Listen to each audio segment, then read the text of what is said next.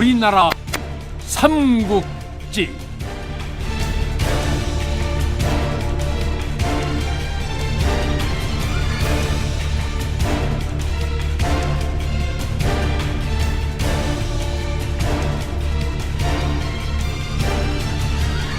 제26부 불타는 환도성.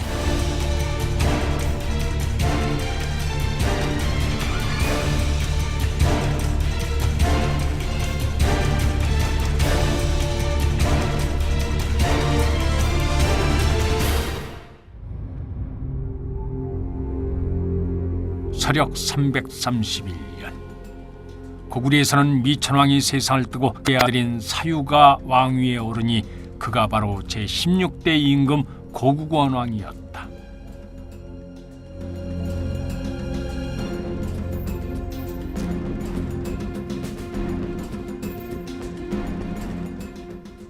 이 무렵 흉노족 유연이 화북을 점령하고 스스로 한왕이었다. 그 후 유연이 병으로 죽고 아들 유청이 군사를 일으켜 자립했으나 재위 8년 만에 죽자 혼란한 틈을 타서 왕의 족제인 유효가 정권을 잡았다.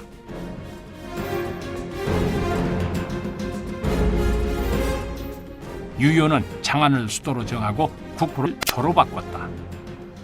이에 유청의 측근이었던 성륵도 양국을 수도로 정하고 스스로 조왕이라 칭했다. 사람들이 양쪽을 구분하기 위해 편의상 전자를 전조라 부르고 후자를 후조라 불렀다.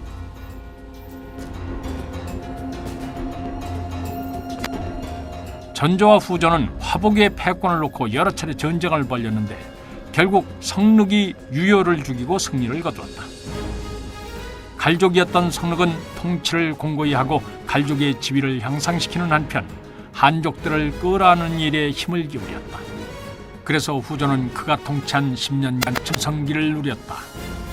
하지만 성륵이 죽고 나자 후조 역시 내분에 휩싸였다. 이처럼 서방이 어지러운 가운데 요섭지방에서는 선비족 모용외의 뒤를 이은 모용황이 족인들을 끌어모아 나라를 세우고 이름을 연이라 했다.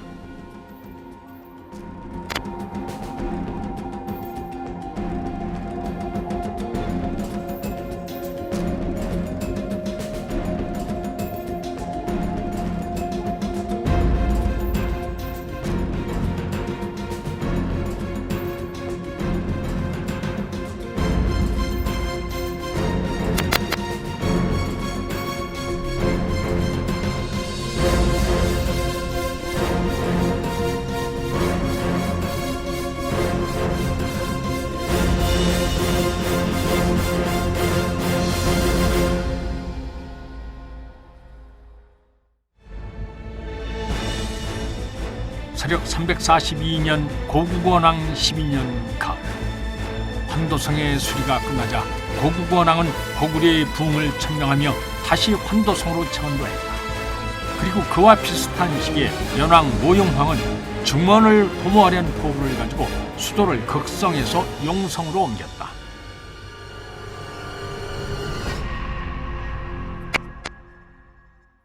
연왕이 만반의 준비를 마치고 중원으로 진출하려고 할 때 건의 장군 모용한이 연왕에게 권했다.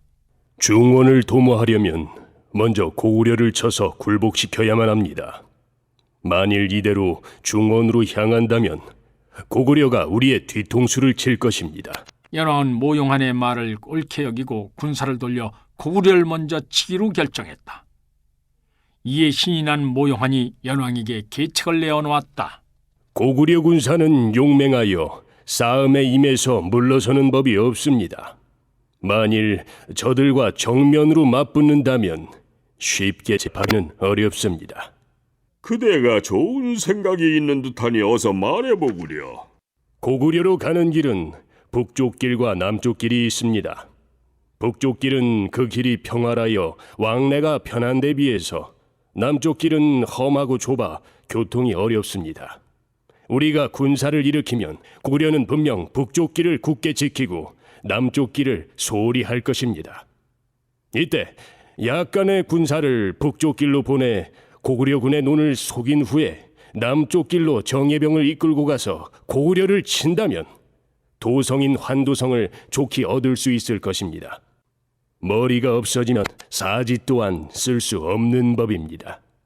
환도성을 함락시키고 고구려 왕을 사로잡는다면 남은 고구려 군사들은 자연히 항복해 올 것입니다. 연왕은 벌써 승리라도 한 것처럼 들떠 말했다. 그대의 계적대로만 된다면 고구려 왕이 내 앞에 무릎을 꿇을 날도 멀지 않으려. 연왕은 모용한 모용패를 선봉으로 하고 한수, 모연이 등의 장수들과 더불어 군사 4만을 이끌고 남쪽 길로 나갔다. 그리고 따로 장사 왕후에게 15,000의 군사들을 주어 북쪽 길로 나가게 했다.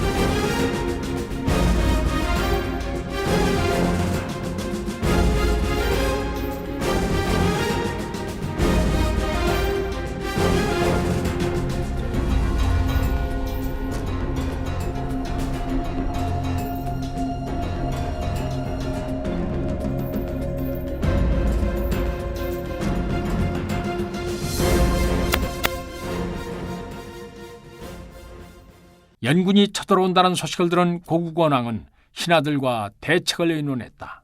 모용황이 대군을 이끌고 쳐들어온다 하니 어찌하면 좋겠는가? 왕제 무가 나서서 아뢰었다. 저들은 이 땅의 지리에 어둡기 때문에 우리는 평안한 북쪽길로 쳐들어올 것입니다. 소신이 군사를 거느리고 길목을 지키고 있다가 저들을 물리치겠습니다. 이때 대사자 아불화도가가 근심에 차서 말했다. 모용황은 간계가 뛰어난 놈입니다. 모두가 연군이 평탄하고 넓은 북쪽 길로 오리라고 생각하고 있지만 모용황이라면 당연하다고 여겨지는 생각에 허점을 노려 험하고 좁은 남쪽 길을 택할 수도 있습니다. 그러니 남쪽 길의 방비 또한 게을리해서는 안 될 것입니다. 그러자 왕제 무가 아불화도가의 의견에 반박했다. 저들은 먼 길을 달려오고 있습니다.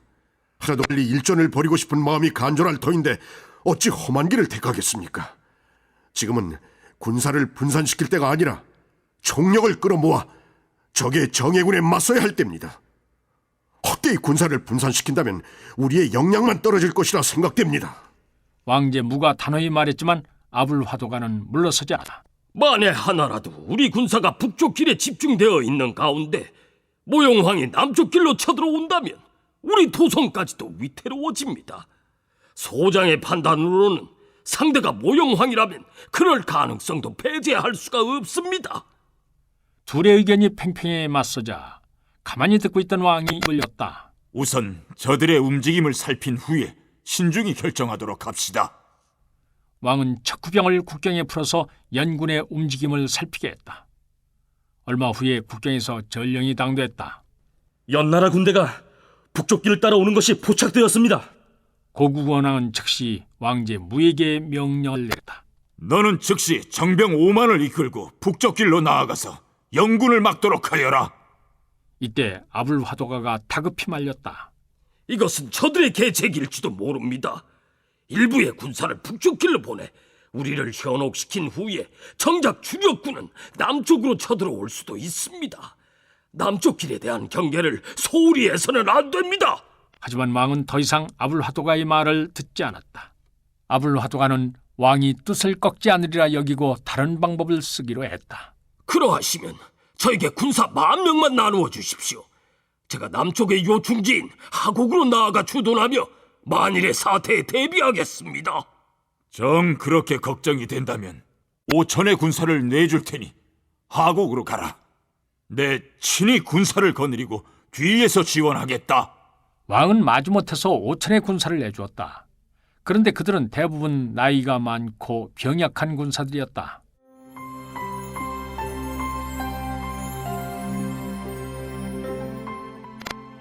아불화도가는 답답한 마음을 애써 다스리고 나서 군사들을 이끌고 하곡으로 나갔다.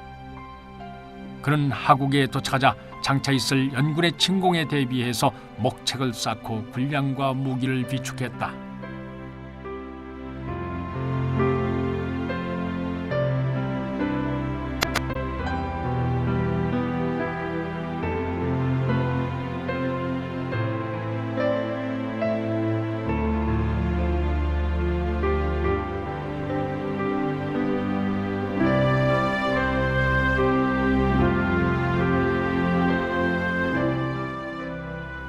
한편 남덕길로 들어선 모용환의 선봉들은 고구려 군사들의 눈에 띄지 않기 위해서 낮에는 숨어서 쉬다가 밤이 되면 어둠 속에서 달빛을 의지한 채 험하고 좁은 길을 행군했다.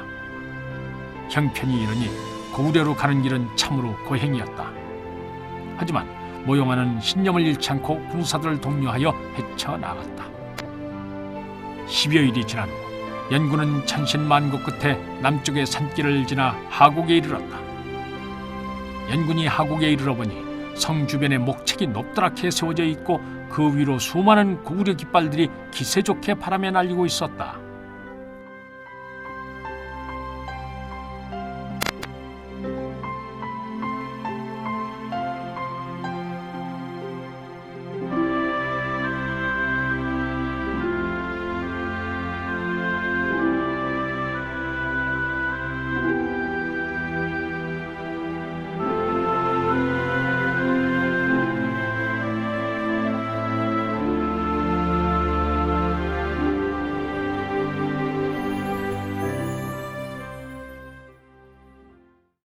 뒤를 이어 도착한 연왕은 삼엄한 고구려 군사들의 경계태세를 보고 모용환을 불러 걱정스럽게 물었다. 저들이 우리 계책을 간파한 것이 아닌가? 그렇지 않고서야 어찌 저처럼 대비를 하고 있겠는가? 열심히 적의 군세를 살피는 모용환이 미소를 띠며 대답했다. 고구려에도 현명한 장수가 하나쯤은 있으리라 생각했습니다. 허나 저들의 형세를 보니 그리 염려할 정도는 아닌 듯합니다. 저처럼 많은 깃발이 펄럭이는 것을 봐서는 상당히 많은 군사들이 주둔하고 있는 것이 아니냐? 제가 척후를 시켜 성책 안의 군사들을 살피게 했는데 하나같이 늙고 약한 군사들이라고 합니다. 분명 정예군은 북쪽 길로 보내고 남은 군사들을 모아서 성책을 만들고 허세를 부리고 있는 것입니다. 당장 군사를 내어 사정없이 몰아친다면 한시경이 지나기 전에 항복할 것입니다. 연왕은 모용환의 장담을 듣고 매우 기뻐하며 성을 칠하는 영을 내렸다. 모용환은 군사를 두 대로 나누어 하곡성으로 쳐들어갔다.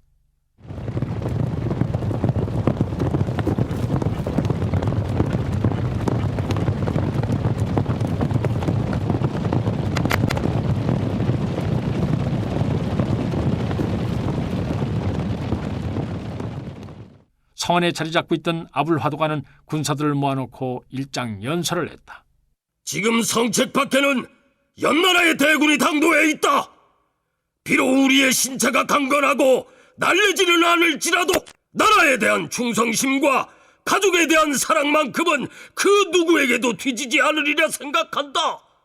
오늘 우리가 이곳에서 저들을 막아내지 못한다면 우리의 땅은 저들의 말발굽발에 짓밟힐 것이고 부모 자식은 비참하게 죽임을 당하게 될 것이다. 그러니 이곳에 뼈를 묻는 한이 있더라도 반드시 성을 지켜내야만 한다.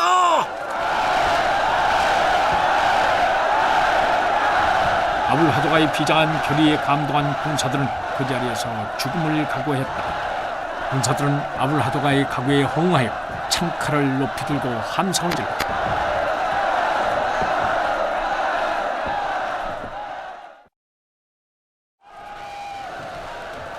연군의 공격이 본격적으로 시작됐다. 연군은 끊임없이 성책을 타고 넘으려 애를 썼다. 이에 고구려 군사들은 화살을 쏘고 돌을 던지며 악착같이 성책을 사수했다. 하루 밤낮 동안 공방전을 벌였지만 성을 함락시키지 못하자 모용환은 성을 공격하는 방법을 바꿨다. 하국성의 성책은 시간에 쫓겨 급히 만든 목책이었기 때문에 견고하지 못했다. 이를 간파한 모용하는 충차를 이용해서 성책을 수비로 작성했다. 연군이 충차를 앞세워 성책을 향해 들어오자 아불화도가는 군사들에게 명해 충차를 향해 중도로 불화살을 쏘게 했다. 하지만 연군은 이에 아랑곳하지 않고 방패로 화살을 막으며 달려들었다. 얼마 간 시간이 흐르자 드디어 남쪽의 성책이 먼저 무너져 내렸다.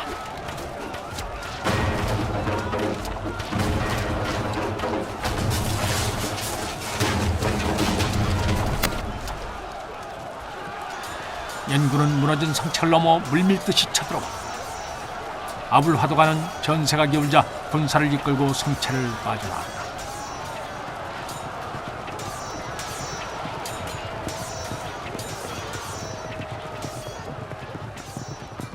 환도성의 연대를 알리는 것이 급선무였다. 아불화도가가 숲길에 접어들었을 때 갑자기 사방에서 함성 소리가 들리더니 매복하고 있던 연나라 군사가 쏟아져 나왔다. 저는 연나라 장군 한수다. 내 너를 기다린 지 오래니 순순히 말에서 내려 항복하라. 아불화도가가 코숨을 치며 한수를 보고 외쳤다.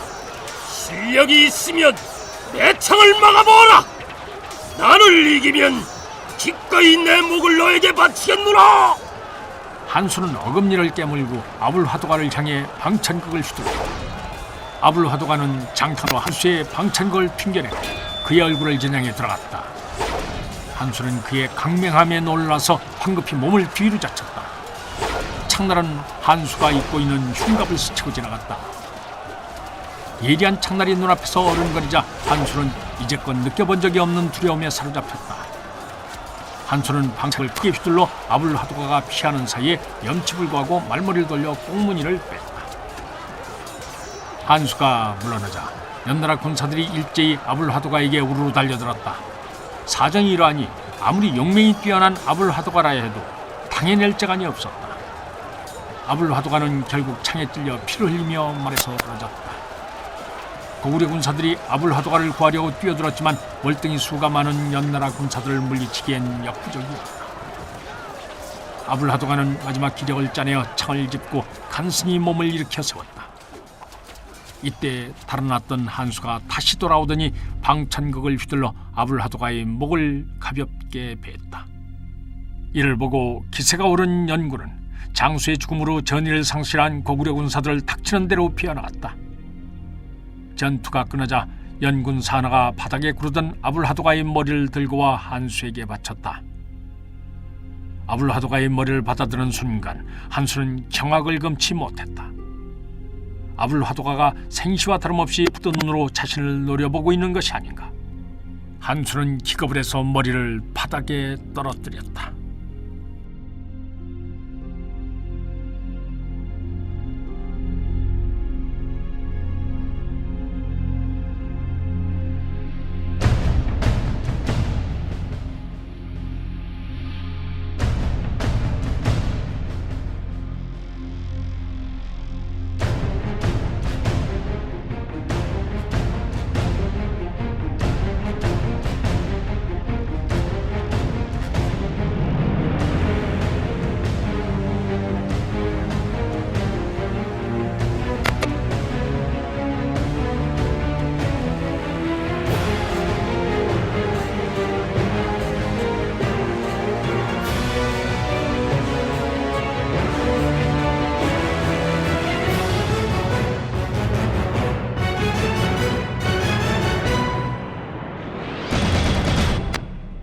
연군이 하국에서 아불화도가를 격파하고 환도성으로 쳐들어오자 고국원왕은 대경실색하여 어찌할 바를 몰랐다.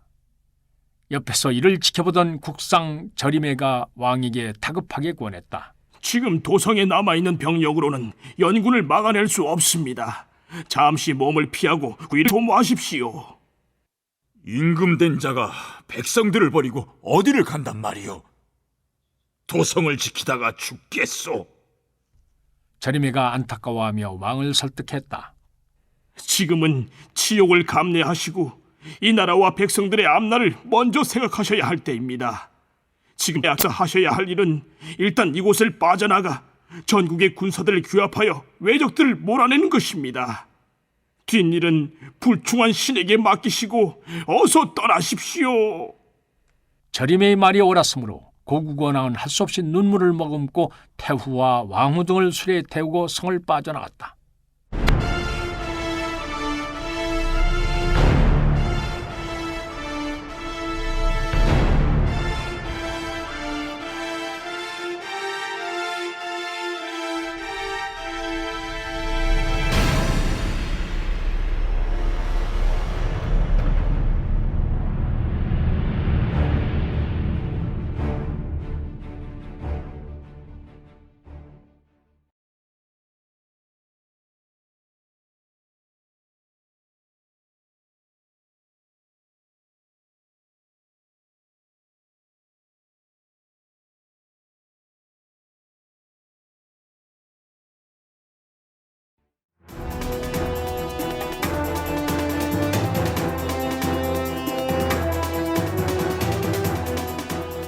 왕이 성을 빠져나간 뒤 저림에는 토성의 군사들을 지휘하여 연군에 맞서 싸웠다. 수많은 연나라 군사들이 성벽을 넘어 새카맣게 모이고 있었다. 도저히 토성에 남아있는 천여 명의 군사로는 연나라 대군을 막아내기 어려웠다. 판도성은 연군의 공세가 시작된 지 한나절 만에 함락됐다. 저림에는 끝까지 저항했지만 결국 사로잡히는 신세가 됐다.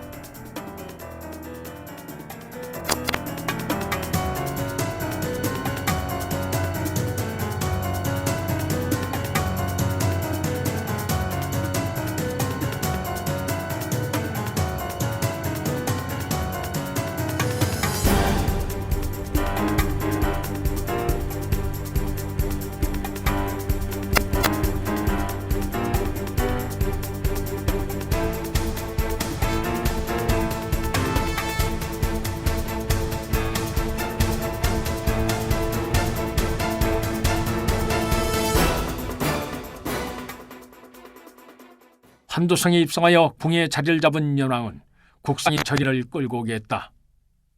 끝내 고구려 왕을 잡지 못했기 때문에 그 행방을 신문하기 위함이었다. 고구려 왕은 어디에 숨었는가? 저림해가 연왕을 똑바로 쳐다보며 당당하게 대답했다.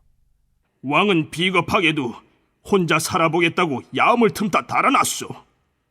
내 이것 그런 자에게 충성을 바쳤다고 생각하니 나도 기가 막힐 따름이요. 저림해의 기계에 감동한 모용왕은 그를 자신의 사람으로 만들고 싶었다. 그대와 같은 인재가 이제껏 사유같이 못난 왕 밑에 있었다니 참으로 통탄할 일이오. 지금이라도 늦지 않았으니 나를 도와 큰 뜻을 펼쳐볼 생각은 없소? 대장부는 자신을 알아주는 사람을 위해 목숨을 바친다고 했습니다. 폐하께서 어리석은 소신을 이처럼 인정해 주니 그저 감업할 따름입니다.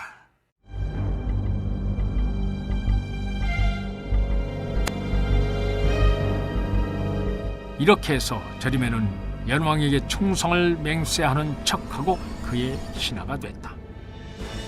연왕은 장군 모연이에게 명령하여 고구려 왕의 행적을 찾도록 했다. 그는 고구려 왕을 잡아야만 비로소 전쟁을 끝낼 수 있음을 잘 알고 있었다.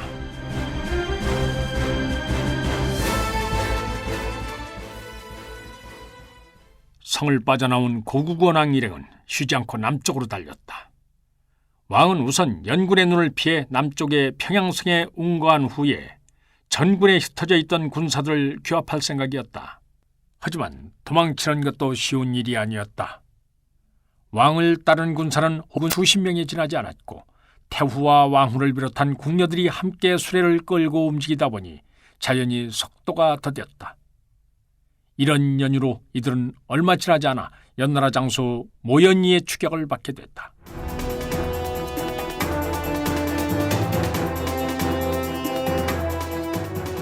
고국원왕은 연군의 추격에서 벗어나기 위해 안간힘을 썼다. 하지만 모연이가 이끄는 연나라 기병은 어렵지 않게 고국원왕 일행의 등 뒤까지 따라붙었다. 이러한 다급한 상황에서 태후 주씨가 비정한 태도로 왕에게 말했다. 우리들은 신경 쓰지 마시고 어서 달아나십시오. 이러다가 너무 살게 됩니다. 제가 어떻게 어머니를 두고 도망칠 수 있습니까? 폐하께서는 이 나라와 백성들을 지켜야 할 막중한 책임이 있습니다. 한가 사사로운 정에 이끌려 큰일을 망치려 하십니까? 그래도 왕이 머뭇거리자 태우는 날이 선 음성으로 말했다. 만일 폐하께서 가시지 않는다면 예민은 이 자리에서 목숨을 끊겠습니다. 어느새 태우의 손에 시퍼런 단검이 들려 있었다. 고국원왕은 시퍼렇게 날이 선 단검을 보고 할 수 없이 태우의 뜻에 따라 호위군사 수십 명만을 거느린 채 말을 몰아 달아났다. 남겨진 태우는 결연한 태도로 떠나는 왕에게 등을 돌렸다. 왕후는 태우의 눈에 띌새라 조심스럽게 옷고름으로 눈물을 붙였다. 고국원왕이 떠나고 곧바로 들이닥친 모연이는 태우와 왕후를 붙잡고 군사들에게 달아난 고국원왕을 잡아오게 했다. 이때 간신히 몸을 빼내 도망쳤던 고국원왕은 한참 정신없이 달리다가 깊은 계곡에 이르렀다. 왕이 보아하니 좋게 몸을 숨길 만큼 험한 지형이었다. 고국원왕은 말을 멈추고 뒤따르던 군사들을 돌아보며 말했다. 이것은 지세가 험하고 나무가 빽빽이 들어차서 몸을 숨기기 좋겠구나. 영리한 눈망울을 가진 군사는 이를 받았다. 이곳은 다능곡이라는 곳인데 그 골이 깊고 험해서 초행길이라면 길을 잃기 십상이옵니다. 다행히 제가 이곳 출신이라 주변을 손바닥 들여다보듯이 잘 알고 있으니 저를 따르시옵소서. 고국원왕이 단운곡으로 몸을 피하자 뒤쫓아간 연나라 군사들은 험한 산세로 인해 그의 행방을 찾을 수 없었다. 연군은 여러 날 수색 작전을 펼쳤음에도 고국원왕을 찾아내지 못했다. 모연이는 더 이상 지체할 수 없었기에 할 수 없이 단운곡 주변에 감시병을 배치시키고 황후와 태우를 호송하여 환도성으로 돌아왔다.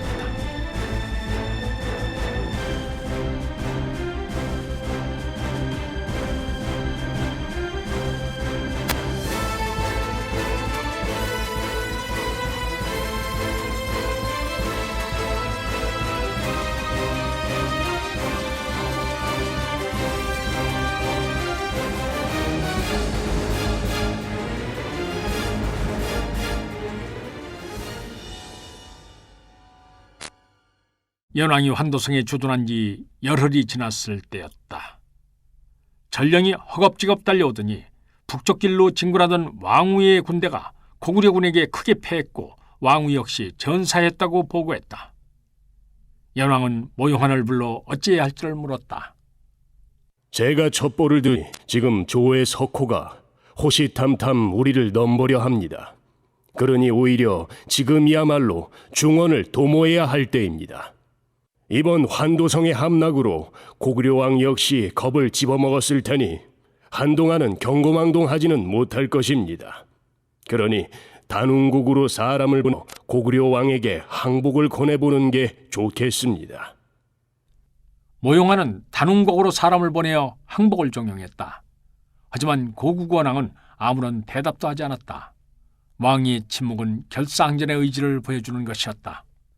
고국원왕에게서 아무런 대답이 없자 초조해진 모용환이 연왕에게 조의권했다.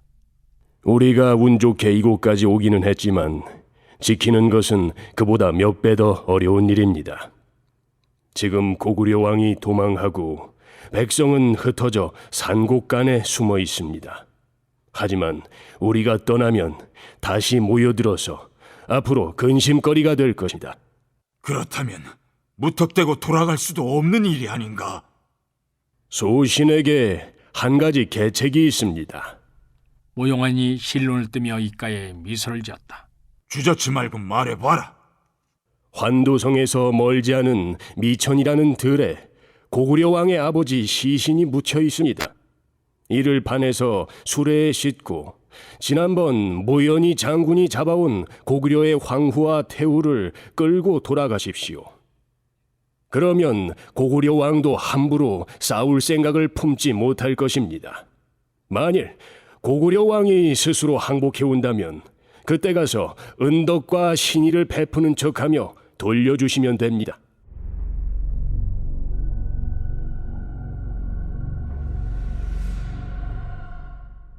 연왕은 그 계책을 그럴듯하게 여겨 모연이에게 명령하여 태우와 왕후를 끌고 가도록 하고 미천왕릉을 파헤쳐 미천왕의 시체를 수레에 실어 운반하게 했다.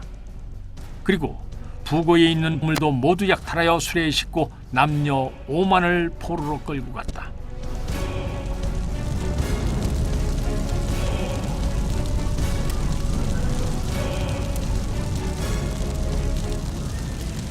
이들은 성을 떠나면서 궁실에 불을 지르고 환도성을 허물어버리기까지 했다.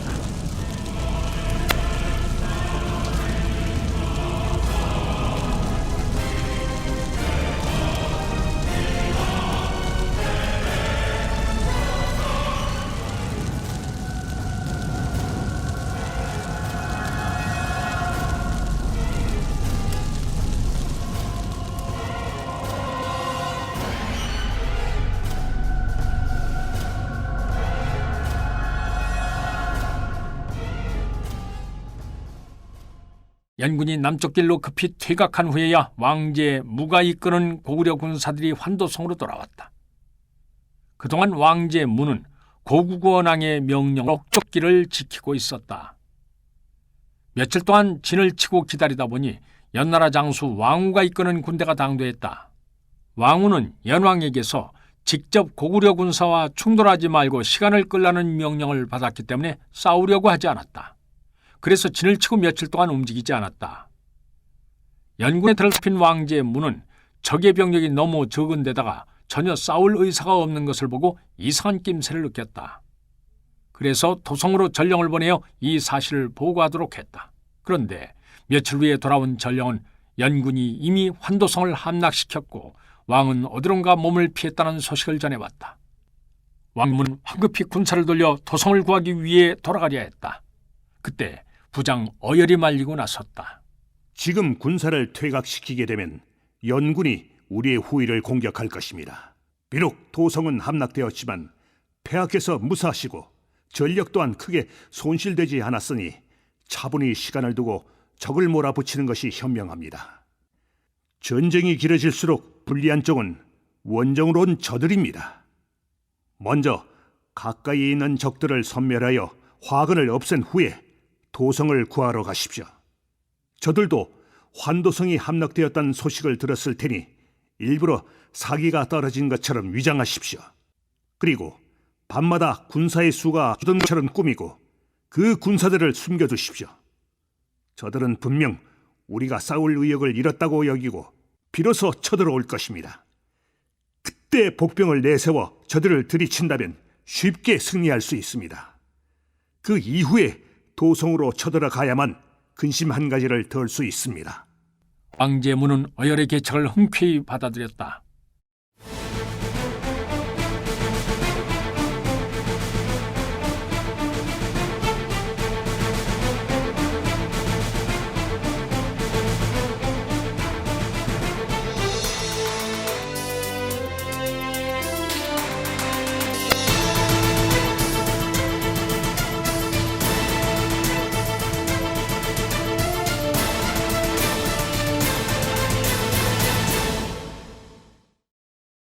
연해 장수 왕후는 고구려의 도성이 함락됐다는 소식을 듣고 고구려 왕제 무의 진영을 살폈다.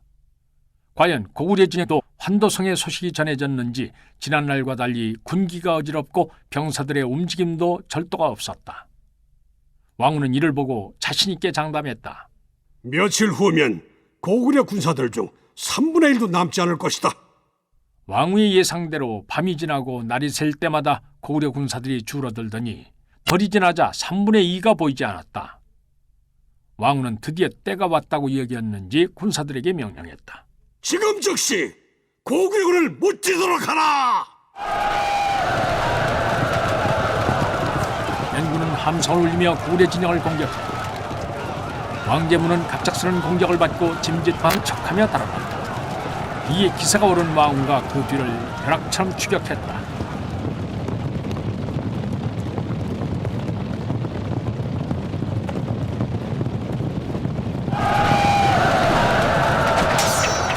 얼마쯤 뒤쫓다 보니 갑자기 귀를 후비는 듯한 날카로운 쇳소리가 울렸다.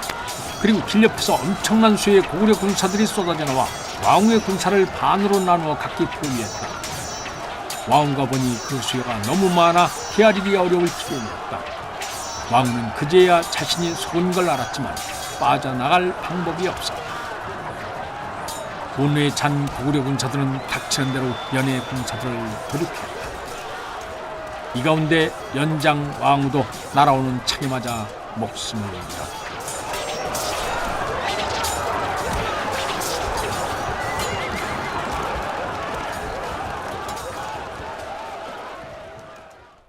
연나라 왕후의 군사들을 모두 전멸시킨 왕제문은 급히 군사를 수습해서 도성으로 향했다.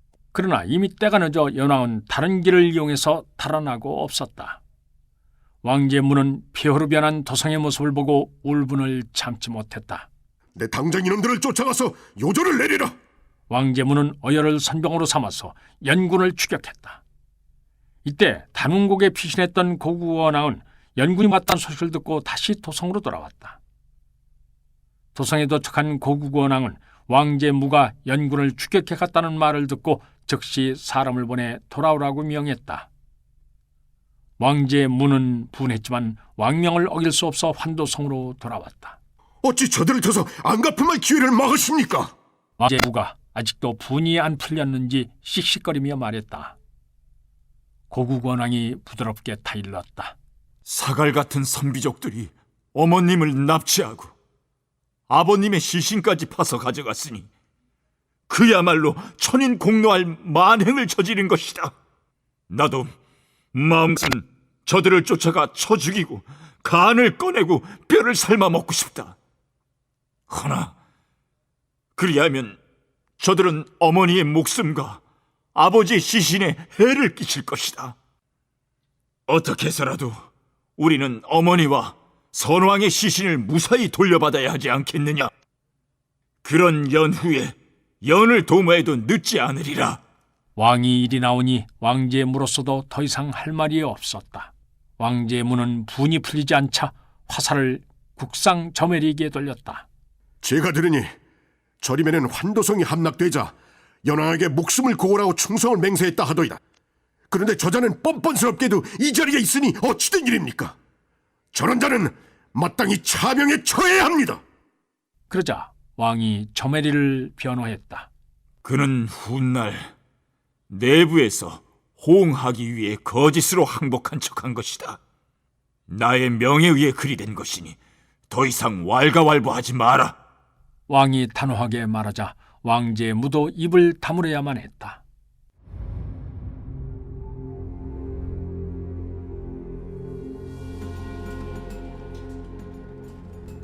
고구원왕은 도성을 잠시 동황성으로 옮긴 후 백성들을 안정시켜 생업에 종사하게 하고 3년간 세금을 걷지 않았다.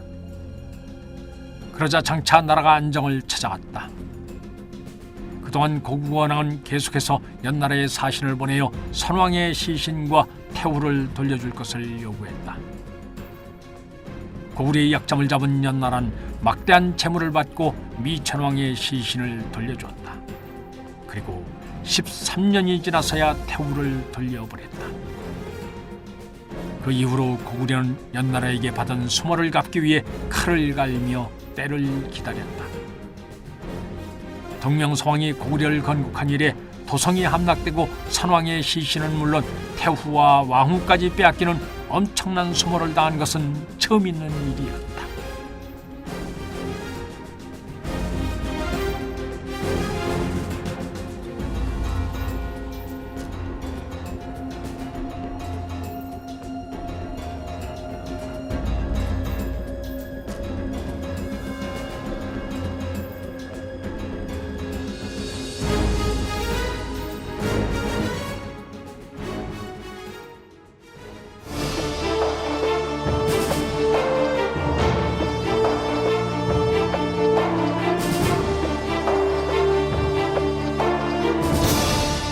출연 박원재, 박상일, 유만준, 권혁수, 황일청, 김익태, 문선희, 이은주, 김민성, 이장원, 이재웅, 변종필. 해설 김종성. 음악 이춘화. 효과 엄기혁. 기술 서교식. 총진행 유만준.